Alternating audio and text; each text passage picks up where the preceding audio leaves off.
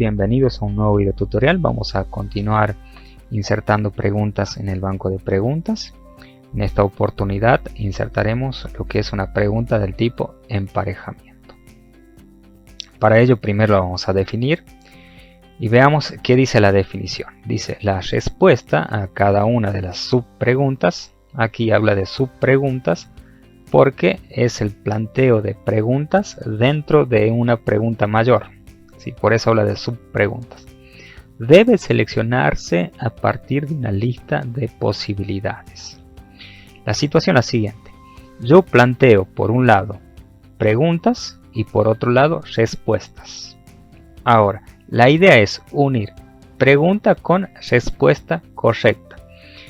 Puede que plantee respuestas correctas y puede que plantee respuestas incorrectas. Ahí reside lo que sería la lógica de este tipo de preguntas. Yo le denomino pregunta del tipo unir según corresponda. Vamos a nuestra plataforma para que podamos insertar y analizar este tipo de preguntas. En realidad no vamos a insertar ya una pregunta desde cero, porque yo ya la estuve configurando. Es un modo diferente de poder acceder a una pregunta. Es decir, ya está configurada la pregunta, simplemente lo que haremos es editarla. ¿Por qué de esta manera? Bueno, porque puede suceder que ustedes en algún momento requieran la edición de una pregunta más que insertar una pregunta. Accediendo a la pregunta, vamos a analizar los parámetros principales. Uno de ellos es general. Dentro de general, nosotros vemos a qué unidad pertenece esta pregunta, que para el caso es la unidad 1. Luego, el nombre de la pregunta. ¿Sí? Este nombre es significativo para el docente. Recordemos que puedo crear una pregunta, por ejemplo, hoy, y dentro de 2-3 meses usar esa pregunta, ¿sí? Y bueno, a veces puedo olvidar sobre el contenido de esa pregunta y bueno, una forma de poder identificarla rápido es a través del nombre. Ahora, tengo el enunciado de la pregunta. El enunciado de la pregunta es lo que él va a visualizar. El enunciado de la pregunta no es la pregunta en sí, sino que es una especie de introducción a la pregunta. Luego tengo puntuación por defecto. Esta puntuación por defecto también acepta decimales, por ejemplo 0,50. La puntuación de la pregunta es el aporte que va a hacer esta pregunta al cuestionario, ¿sí? De tal manera que, por ejemplo, si yo tengo 10 preguntas, cada una de estas preguntas puede valer un punto. Ahora, si yo tengo 20 preguntas, cada una de ellas puede valer 0,50. Si distribuye de manera equitativa la puntuación. O por ejemplo, una vale 2 puntos y otra vale 0,5 y 0,5. ¿Sí? Y así sucesivamente puedo ir organizando estas puntuaciones de la pregunta. Retroalimentación general. Esto es una retroalimentación que corresponde para toda la pregunta. ¿Sí? Es una retroalimentación que se va a ejecutar al momento de finalizar esta pregunta. En realidad, al finalizar el cuestionario, si le he configurado que va a hacer la devolución al momento de que se cierre este cuestionario, ¿no? Ahora, barajar, si yo activo esta pestaña, resulta que las preguntas con las respuestas se van a entremezclar, ¿sí? Van a salir diferentes de acuerdo a cada alumno. Luego tenemos la pestaña de barajar. Si dejo activado esto, por ejemplo, si yo tengo más de un intento, la forma en la cual va a salir la pregunta y la respuesta es de manera diferente en cada uno de los intentos. Luego vamos a respuestas. Es aquí a donde yo voy a insertar lo que es la pareja pregunta, respuesta. Leamos un poquito, dice, debe proporcionar al menos 2 preguntas y 3 respuestas. Es un requerimiento mínimo que yo tenga una pareja de este tipo, al menos 2 parejas en realidad, ¿sí? Una pregunta y una respuesta correcta, ¿sí? un mínimo de 2 parejas. Ahora bien, me dice también que puedo tener una respuesta sin su pregunta, que para el caso puedo hacer esto, borro, ¿sí? Y ya tengo, fíjese, una pareja o 2 parejas del tipo pregunta-respuesta y otra del tipo solo respuesta, ¿sí? Esto es un requerimiento mínimo al momento de plantear este tipo de preguntas. Yo voy a retroceder y dejaré también ese enunciado. Ahora bien, dice, puede incluir respuestas erróneas extra dando una respuesta con una pregunta en blanco. Si nos deslizamos, es lo que justamente yo hice acá. He planteado una pregunta 5 y una pregunta 6 en la cual dejé vacío el campo pregunta, pero sí rellené el campo respuesta. Y esta respuesta es incorrecta para lo que son las preguntas 1, 2 y 3. ¿Sí?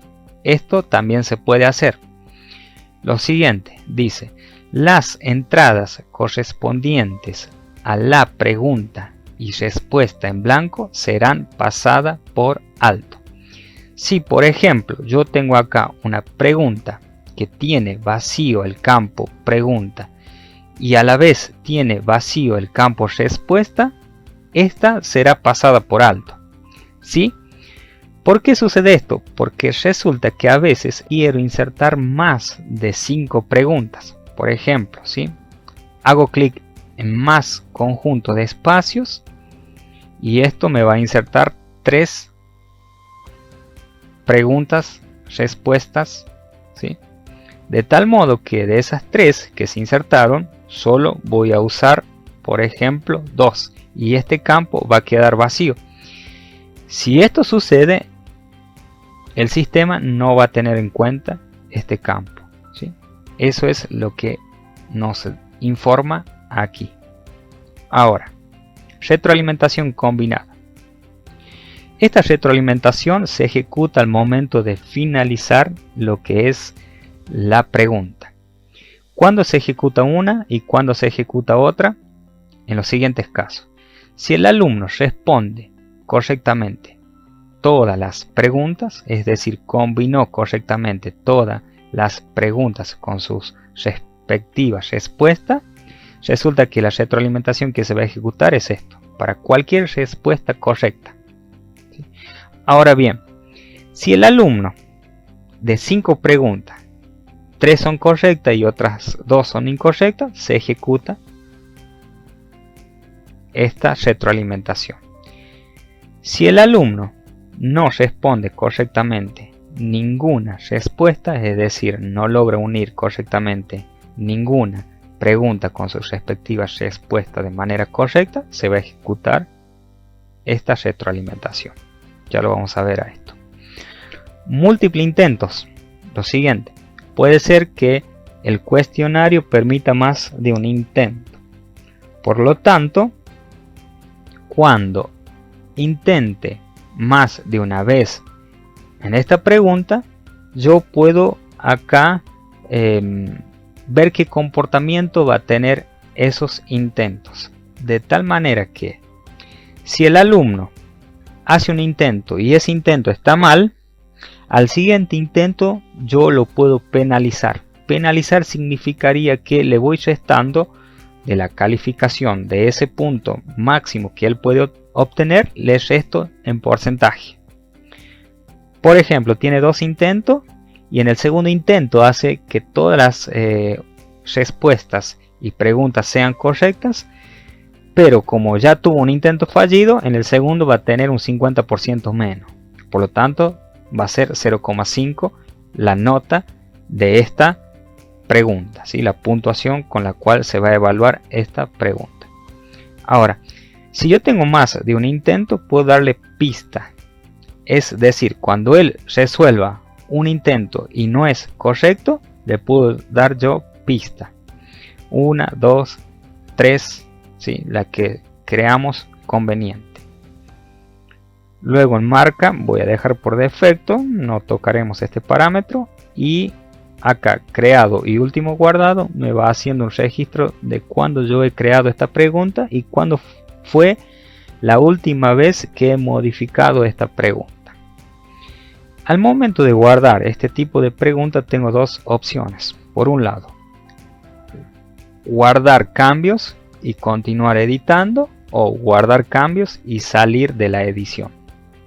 Yo lo que voy a hacer es guardar cambios y continuar editando. ¿Para qué? Para que veamos una vista previa de esta pregunta. Haciendo clic en vista previa, visualizaré la pregunta de cómo la va a visualizar el alumno, ¿sí? Es más, puedo responder yo esta pregunta, ¿sí? Puedo, por ejemplo, dar mi respuesta. Acá tengo el enunciado, es decir, la pregunta, y luego tengo el campo respuesta. Por ejemplo, dice: se trata de un separador, que para el caso sería una etiqueta. Permite a los alumnos acceder a los contenidos, que para el caso es un recurso, y permite colocar en modo edición el aula, que para el caso sería botón activar edición. Una vez que yo hago esto, voy a colocar enviar y terminar, y fijémonos que la retroalimentación que se ejecutó es respuesta correcta. Voy a hacer otro intento.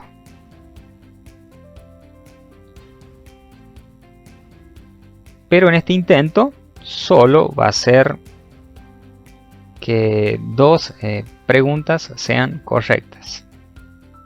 Se trata de un separador, puede ser una etiqueta o es una etiqueta. Permite a los alumnos acceder al contenido, recurso, y acá permite colocar en modo edición el aula. A propósito, yo coloqué estas respuestas incorrectas. Para el caso, por ejemplo, es el lugar de presentación y publicación de entrada y ficha de libro, que no corresponde a ninguna de estas preguntas, y voy a enviar y terminar. ¿Sí? Aquí se ejecuta la retroalimentación respuesta parcialmente correcta. Ahora, si todas son incorrectas, me va a ejecutar la retroalimentación respuesta incorrecta. Bien, también podemos observar acá de cómo va cambiando la puntuación de esta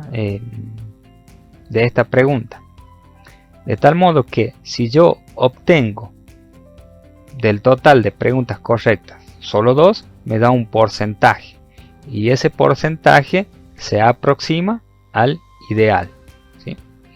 Voy a modificar y voy a hacer que en lugar de que sea 0,5, esta pregunta va a calificar con un punto. Por lo tanto, voy a cerrar esta vista previa, voy a ir a general y le voy a colocar un punto. Como verán, acepta también decimales. Voy a guardar cambios y continuar editando.